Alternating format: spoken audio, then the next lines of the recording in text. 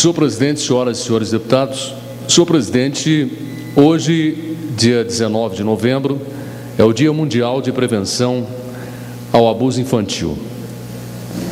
Uma importante iniciativa da Women's World Summit Foundation, uma organização que foi criada em Genebra em março de 1991, com o objetivo de potencializar mulheres, crianças e ONGs. Hoje, diversas entidades se reúnem no mundo inteiro para uma unificação de ações no sentido de combate ao abuso infantil. Infelizmente, acontece nesse dia uma triste coincidência na minha cidade de Dourados, Mato Grosso do Sul. Um advogado bem relacionado na minha cidade de Dourados, de nome Antônio Paulo Amorim, conhecido por Tony, foi preso acusado de pedofilia. Ele fazia filmes com as vítimas. Ele filmava as relações sexuais que mantinha com menores de idade e, inclusive, identificava no próprio arquivo de computador como pedofilia. Um desses filmes chegou até a representante do Conselho Municipal de Enfrentamento à Violência Sexual do Ministério Público Estadual em Dourados, a psicóloga Lindomar Pacheco, e disse ter ficado horrorizada com as cenas do filme. Num dos filmes, inclusive, o advogado fala que é uma pedofilia gostosa. As meninas, aparentando 12 anos de idade, aparecem nos filmes. Pelo menos 3 CDs foram apreendidos, gravados no próprio escritório do advogado. Um vasto material como computadores e fotos também foi recolhido e levado para a perícia. Isso é um fato realmente lamentável, que infelizmente não é raro, é muito comum. Nós temos aqui no Congresso Nacional a CPI da pedofilia, no Senado Federal mais precisamente, temos ações muito concretas no sentido de fazer uma lei cada vez mais dura contra esses verdadeiros monstros, na minha opinião, que têm o desejo sexual por uma criança, por um anjo, e acabam colocando para fora isso que eu chamo de uma verdadeira bestialidade. Tem projeto no Senado Federal, inclusive, da castração química dos pedófilos, que está em tramitação. Eu queria apoiar esse projeto, queria deixar aqui o meu apoio e a luta que nós temos que empreender nesse sentido, porque não é possível que continuem a acontecer casos que deixam a todos nós estarrecidos, e que muitas das vezes os algozes são os próprios familiares, quer dizer, o inimigo mora dentro de casa, no seio familiar, nos lares, é que esse tipo de coisa acontece. São padrastos que abusam sexualmente de crianças, das suas enteadas. As mães muitas vezes não denunciam no primeiro momento, com medo de represálias, de ameaças. A criança às vezes não conta para a mãe. Em muitos casos a mãe é conivente porque recebe alguma ajuda financeira. Tem gente que não entende, não tem em mente a gravidade desse tipo de coisa para a cabeça de uma criança. Como que a criança vai se comportar ao longo da vida em relação a isso? Um trauma irreversível que vai causar na criança, que vai segui-la pelo resto da vida. Algo às vezes irreparável.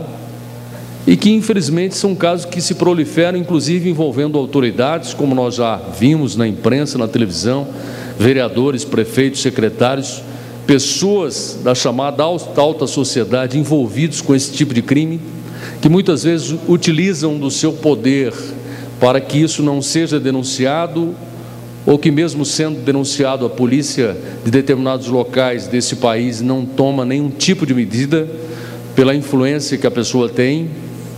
Então, são coisas que são denunciadas a todo instante e que hoje, nesse Dia Mundial de Combate ao Abuso Infantil, nesse dia 19 de novembro, nós temos que fazer uma reflexão.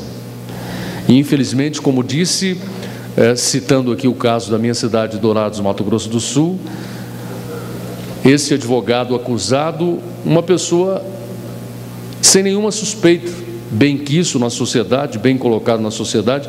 Inclusive a imprensa divulga aqui até o seu perfil no Orkut, no site de relacionamentos da internet, que ele diz ser um homem conservador, espirituoso, pai coruja e amante de boas coisas, dizendo que é um pai coruja. Como que um pai faz isso com uma criança? Como é que um pai tem uma atitude dessa com os filhos dos outros ou com as filhas de outras pessoas? Como que se concebe essa ideia? Então, isso, na minha opinião, não tem recuperação, não tem prisão que recupera uma pessoa assim, não há nada a ser feito a não ser esse projeto que existe no Senado, que a França, o presidente Sarkozy já manifestou seu apoio, de castração química, para que a pessoa tenha, o fim da sua libido, que seja extinta essa libido, que eu classifico como bestial, de ter desejo sexual por uma criança. É uma coisa que choca, às vezes as pessoas não gostam de falar nisso, mas nós também temos aqui que fazer a nossa parte. Nós, enquanto deputados federais, enquanto membros do Congresso Nacional, também temos que fazer um alerta para isso e mostrar que estamos preocupados com medidas eficazes, com leis mais duras, mais severas, para que iniba esse tipo de comportamento e tire desse tipo de pessoa essa coisa tão ruim e que traz tanto prejuízo, que pode dilacerar uma família inteira. Então, hoje eu queria registrar essa iniciativa.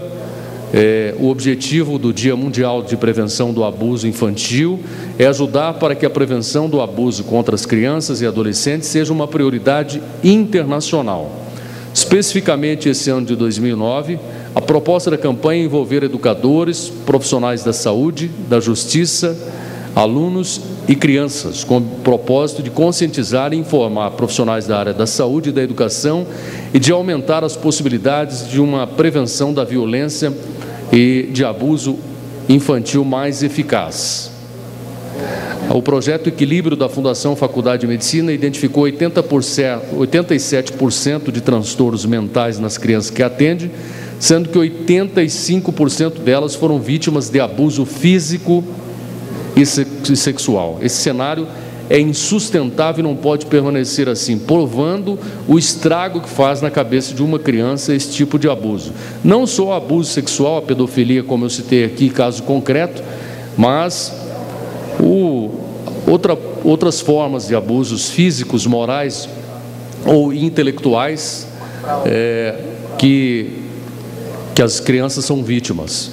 Então, acho que é importante esse dia para a gente fazer uma reflexão em relação a este tema, a este assunto, levar a nossa opinião a toda a população, fazer com que mais ações efetivas e concretas sejam empreendidas para que isso se diminua, não é, porque os índices são muito altos. Nós temos estatísticas do número de denúncias, mas não temos estatísticas do número que efetivamente ocorrem, que ficam às escondidas, não vêm a lume, não aparecem, não são denunciados, nós não ficamos sabendo. E certamente, se você pensar lá no interior do Brasil, em qualquer longínquo município brasileiro, infelizmente isso se torna muito comum e passa até a ser algo aceitável por determinados setores da sociedade, inclusive por familiares. A gente tem visto histórias assim.